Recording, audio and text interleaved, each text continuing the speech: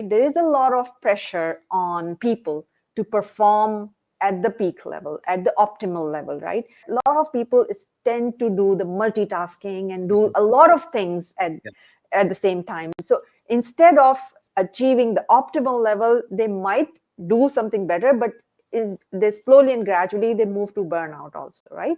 So what do you think that how one can achieve that optimal level of productivity? I think one of the things we need to first understand is, why do we feel so compelled to be so productive all of the time?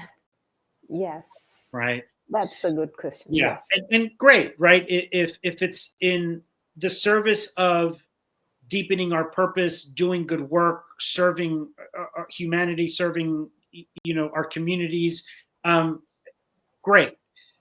But I think we also live in a world where a lot of us have bought into the belief that the more we accomplish and the more we do, then we'll eventually find that sense of purpose. We'll eventually find the validation that we're worth it. We'll eventually find happiness.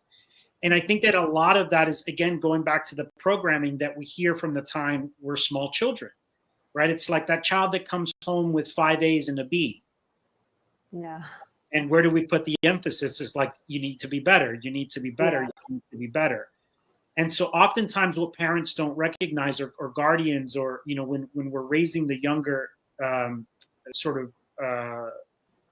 young children, is that we think we're making them be resilient by teaching them that they always need to be better. But unfortunately, sometimes what we don't understand that we're actually communicating to them is that they can only feel worthy and okay in the world when they're doing, when they're achieving. And so this is a big, big problem here in the US, because what we find is that people are in this constant cycle of getting as many degrees, as many certifications, as many titles, as many ranks, higher up the more money, a bigger house. And we're in this perpetual state of needing to do more and more and more, because we think that, right, on the other side of that will be our peace, our happiness. And so the question I always ask people is like, where's this strong desired need to achieve coming from? I would just bring some curiosity to that. Because one of the interesting things that happened for me is when I was able to let go of that, right? When I was able to let go of this need to feel okay about myself based on what I was achieving, I noticed that I made room for wanting to achieve from a deeper state of purpose, from a place of wanting to serve my community, serve humanity.